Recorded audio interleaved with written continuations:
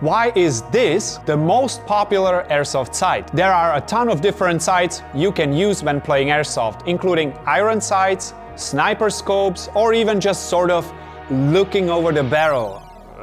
One of the most popular options to use, though, is the red dot sight. But how do they work? What made them so popular? And how could they get even better in the future? Red dot sights project a colored dot onto a lens. Unlike lasers, a red dot doesn't appear on walls or people. Only you can see it. And compared to the good old iron sights, you don't have to align two pieces.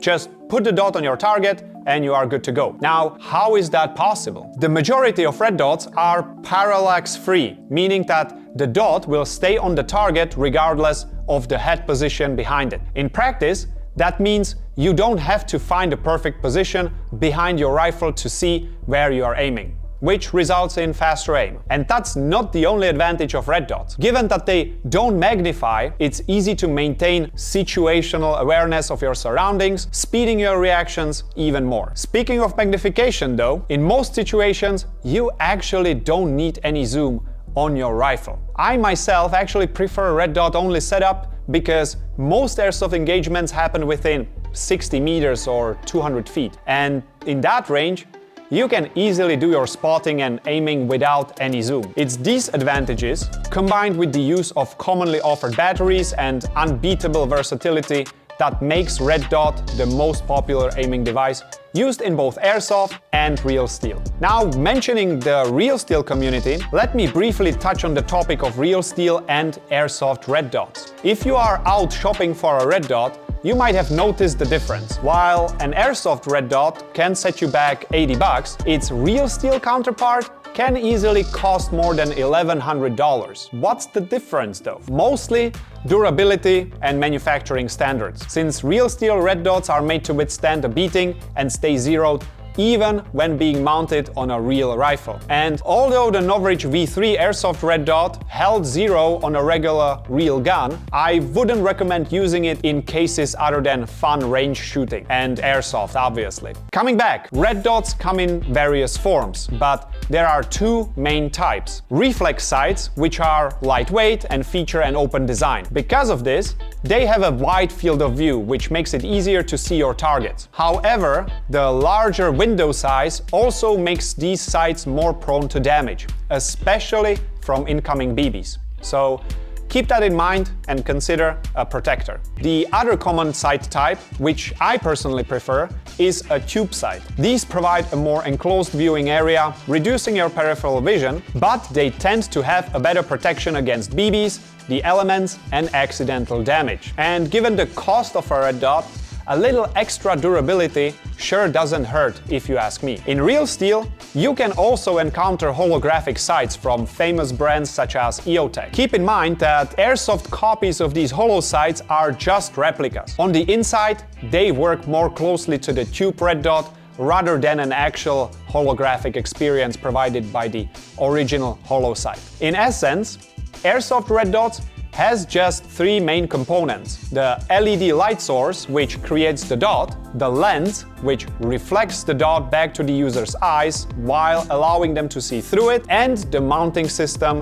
which is usually a Picatinny clamp for your rifle's top rail. So when you are sighting in your red dot, you are moving the LED light on the reflective lens. Speaking of which, how do you properly align and use a red dot? I have 5 practical tips that will help you out. First, hop up, then red dot.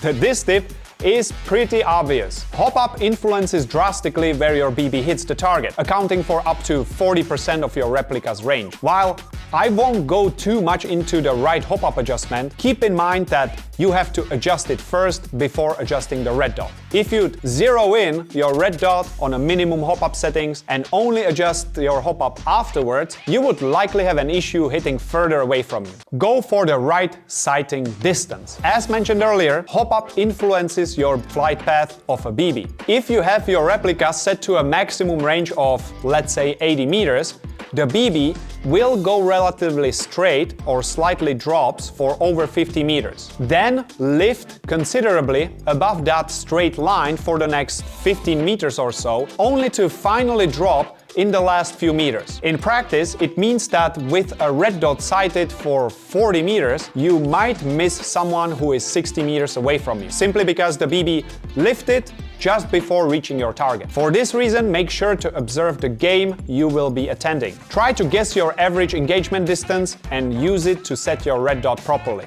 It will save you some trouble down the line. Ensure the red dot is not wobbling. Tighten the red dot mount reasonably. This is not a big surprise, but if your aiming device has a wobble to it, you can never be sure if it was sighted in properly. While it might not be a big deal for close quarter engagements, it can easily make you miss your target in the woods. Carry spare batteries. Forgetting to turn off your red dot is one of the most common mistakes red dot users make. Trust me, I've been there, done that. As a result, you can toss the battery away and get a new one. This can easily be done in a city, but gets considerably more difficult in the middle of a forest. Keep that in mind and have 2 or 3 batteries with you all the time. CR2032s are the most common battery types. Both eyes open. Last but not least, use both eyes when you are aiming with a red dot. You wouldn't believe how many people I see aiming with just one eye when looking down the red dot sight. While I can understand that it kinda makes sense with iron sights, it makes no sense in the case of a red dot. You are only losing out on peripheral vision and situational awareness. Finally, allow me to give you a practical tip. Despite the fact that the most popular Novridge red dots are now BB-proof, with other red dots it can happen that an incoming BB may break the lens. If you fear it, there are cheap protectors you should get. And that brings me to the future of these popular devices. From our standpoint, we see 2 trends happening simultaneously. Firstly,